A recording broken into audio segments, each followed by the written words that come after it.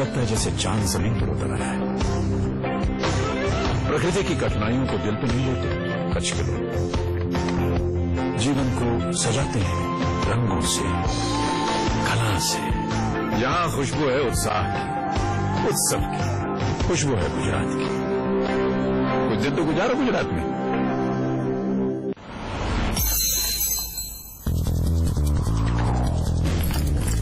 Aditya Birla Group presents Budget 2012. Presented by Aditya Birla Group, taking India to the world. In association with Binani Cement, Indigo, and Jaiprakash Power Ventures. Digital outdoor partner DSN, cafe partner Barista, print partner Business Standard, broadcast partner YouTube.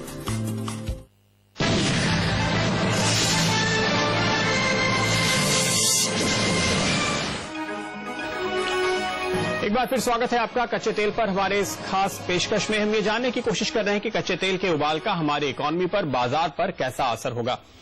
सबसे बड़ी चिंता की बात यहां पर इसलिए उठ खड़ी हुई क्योंकि काफी वक्त के बाद हमने राहत की सांस ली थी कि पिछले 3 महीनों में दाम बढ़ने कम हो गए हैं। महंगाई का जो एक भूत हमारे ऊपर कम से कम पिछले 2-3 सालों से सवार था, उससे छुटकारा मिल जाएगा ऐसी उम्मीद जगी, क्योंकि जनवरी की महंगाई दर 7% के नीचे फाइनली आ गई करीब 2-2.5 साल के बाद।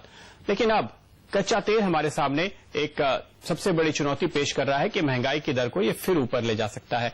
Doctor DK. जोशी क्रिसिल के चीफ इकोनॉमिस्ट हमारे साथ बने हुए हैं। डॉक्टर जोशी, पिछले पॉलिसी के बाद आरबीआई गवर्नर ने ये कहा था कि बहुत ज्यादा महंगाई की दर बढ़ सकती है क्योंकि काफी छिपी महंगाई है, सरकार ने दाम बढ़ाए नहीं है पेट्रोल और डीजल के। अब अगर दाम और ऊपर जा रहे हैं, ऐसी स्थिति में कितने ज्यादा दाम बढ़ाने की जरूरत अब सरकार के लिए होगी पेट्रोल और डीजल के, और उसका इम्पैक्ट महंगाई पे क्या होगा? देखिए, ये इस पे निर्भर करता है कि जो ऑयल प्राइसेस हैं किस लेवल पे स्टेबलाइज करते हैं। अभी ये बिल्कुल बढ़े हुए हैं और अगर इस लेवल पे रहते हैं तो सरकार को पास थ्रू करना पड़ेगा, खासकर डीजल का पास थ्रू करना पड़ेगा क्योंकि अंडर रिकवरीज और सब्सिडी बिल बहुत ज्यादा बढ़ चुका है। तो हमारा ये मानना है कि 4 से 5 रुपए डीजल प्राइस इंक्रीज अगले साल हो सकता है अगर ये 120 के आसपास कच्चे तेल के दाम बने रहें। और पेट्रोल तो ऑलरेडी एक तरह से डीकंट्रोल्ड है तो उसका पास थ्रू तो चलता रहेगा।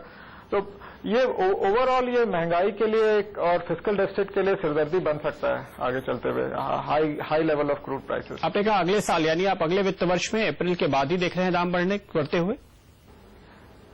हाँ, अभी इलेक्शन के रिजल्ट के बाद मतलब बजट में कुछ अनाउंसमेंट हो सकती है। अब मुझे लगता है कि इनको अब इस समय आवश्यकता इस बात की है कि एक क्रेडिबल प्रोग्राम या एक्शन प्लान लेके आए कि पेट्रोलियम प्राइसेस को कैसे ये डीलिंक करने जा रहे हैं और कैसे डीरेगुलेट करने जा रहे हैं। ये काफी देर से हमने इसको बैक बर्नर में रखा हुआ है। अब इसकी आवश्यकता आ गई है क्योंकि गवर्नमेंट के और भी स्पेंडिंग प्रोग्राम्स हैं, खासकर फूड सिक्योरिटी बिल की भी बात चल रही है। तो इस स्थिति में ये जरूरी हो जाता है कि सब्सिडी को काटा जाए और इसके लिए पेट्रोलियम प्राइसिंग जो है वो एक सबसे बड़ा एलिमेंट उसका रहेगा। और स्थिति इस समय ऐसी बन गई है कि उनकी एबिलिटी जो है उसको बिल्कुल वो तो डॉक्टर जोशी, उस लिहाज से फिर आप फिस्कल डेफिसिट को कहां देख रहे हैं इस साल और फिर अगले साल के लिए? अगर पेट्रोल और डीजल के दाम सरकार बहुत ज्यादा नहीं बढ़ाती है, मॉडरेट हाइक्स ही आप देखते हैं, एलपीजी और केरोसिन तो खैर काफी मुश्किल है उनके लिए बढ़ाना हमेशा, कितना इम्पैक्ट सरकार के घाटे पे आएगा?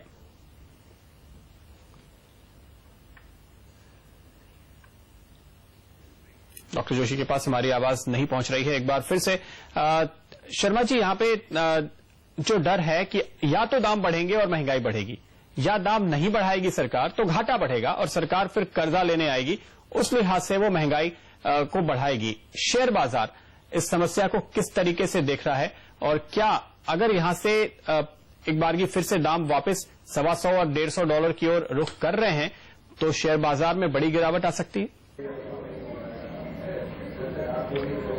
जी हाँ, देखिए, शेयर बाजार के लिए या यूं कहें कि हमारी इकोनॉमी के लिए ये गंभीर समस्या और चुनौती हो सकती है क्योंकि ऑयल का बढ़ना, जैसा कि आपने भी पहले बताया, कि एक बहुत ही चुनौती भरा काम है क्योंकि हमारे यहाँ पर गवर्नमेंट जो है लगातार सब्सिडी दे रही है। पेट्रोलियम प्राइसेस जो है चाहे पेट्रोल के भी नाम के लिए उन्होंने डीकंट्रोल कर रखा है, लेकिन फिर भी प्राइसेज जो है पेट्रोल की भी गवर्नमेंट के अप्रूवल के बिना जो है वो ऑयल मार्केटिंग कंपनियां नहीं बढ़ाती है, और डीजल का तो डीकंट्रोल है ही नहीं, जबकि डीजल जो है सबसे बड़ा जो है वो सब्सिडी बर्डन रखता है, क्योंकि डीजल का कंजप्शन ही ज्यादा है, और इसलिए जब तक डीजल का डीकंट्रोल नहीं होता ये समस्या बनी रहेगी।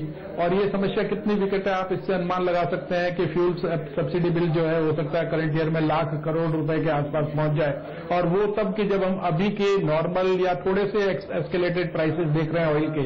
अगर ऑयल की प्राइसेस शार्पली यहां से इंक्रीज हो जाती है और गवर्नमेंट अगर जो है मार्केट ओरिएंटेड प्राइसेस जो है पेट्रोल और डीजल के नहीं कर पाती है तो सब्सिडी बर्डन बहुत भारी हो जाएगी, और उससे जैसा कि आपने बताया फिस्कल डेफिसिट बहुत बढ़ जाएगा। फिर आपको जो है बोरोइंग गवर्नमेंट को करनी पड़ेगी, जिससे इंटरेस्ट रेटें जो है वो बढ़ सकती है, और ये सारी सिचुएशन जो है वो मैं समझता हूं कि इकोनॉमी के लिए खराब है, और इसके चलते मैं समझता हूं कि शेयर बाजार में जो है वापस एक अच्छा खासा जो है वो करेक्शन यहां से भी आ सकता है अगर ऑयल की प्राइस। जी, लेकिन शिवा जी आपकी कॉल क्या है? अगर ब्रेंट क्रूड $150 हुआ तो सेंसेक्स और निफ्टी कहां होंगे? अगर $150 क्रूड हो जाता है तो सेंसेक्स और निफ्टी वहीं होंगे जहां आज से 2 महीने पहले थे। ओके, यानी आप कह रहे हैं 1000 पॉइंट की पूरी रिकवरी निफ्टी वापस से गंवा सकता है। लेकिन जो सबसे अहम सवाल यहाँ पे मिस्टर नैनन डॉक्टर जोशी उठा रहे थे वो ये कि एक बार स्पाइक आ सकता है, लेकिन क्या दाम ऊपर के लेवल पे टिके रहेंगे, सस्टेन करते रहेंगे, तब शायद मार्केट पे और इकोनॉमी पे आप उस तरह का इम्पैक्ट देखेंगे? नहीं, स्पाइक आने के बाद भी मेरे ख्याल से सस्टेन नहीं होगा, क्योंकि आप देखिए यूरोप में रिसेशन है पूरा इंटायरली। आप कहीं भी देखो यूरोप, कोई भी कंट्री आज यूरोप में नहीं है जहां पे इकोनॉमिक रिकवरी फुल फ्लेज जो है। यूएसए में अभी शुरुआत हुई है, लेकिन अगर इस तरह का स्पाइक आ गया और उस लेवल पर रह गया तो उनका तो काफी उनकी इकोनॉमी पर बुरा हाल होगा। तो इकोनॉमिक इंटरेस्ट के दौर पर इकोनॉमिक इंटरेस्ट देखते हुए स्पाइक एक जगह उस जगह पर रहना इट इज नॉट सस्टेनेबल। लेकिन फिर यूरोप इतना एग्रेसिवली ईरान से क्रूड का इंपोर्ट रोकने में लगा हुआ है, और उन्होंने जो एक स्टैंड लिया है पॉलिटिकली, तो लगता नहीं कि उन्हें चिंता है। लेकिन मेरा अंदाज है कि उनका जो आज डिपेंडेंस है सऊदी अरेबिया उनका अंदाज शायद होगा कि सऊदी अरेबिया ईरान से जो क्रूड आती है उसको रिप्लेस करने में उनको मदद करेगा। लिबिया जो है, लिबिया तो अभी पूरा गद्दाफी तो अब नहीं है, तो लिबिया का जो ऑयल है उस ऑयल निकालकर वर्ल्ड मार्केट में लाने का उनका वो भी अंदाज उनका होगा उनके पास। इराक से ऑयल निकाल के ले आना बाहर मार्केट्स में ईरान ऑयल को रिप्लेस करने के लिए सब उनका कैलकुलेशन होगा। तो उस हिसाब से उनका ये ब्रिंकमैनशिप जो पुश कर रहे हैं मेरे ख्याल से वही होगा ये। ओके, यानी ये जरूरी है कि सिचुएशन को डिफ्यूज किया जाए, और क्या ऑप्शंस यहाँ पर सामने निकल कर आते हैं, किस तरह से तेल की इस कमी की भरपाई की जा सकती है, और किस तरह से वापस से तेल के दामों को नीचे लाया जा सकता है, ये काफी अहम होगा इकोनॉमी और दुनिया भर के बाजारों के लिए। तो आगे किस तरह का सिनेरियो फिलहाल दिखाई देता है, इस पर चर्चा होगी अपने सारे एक्सपर्ट्स के साथ एक ब्रेक के बाद।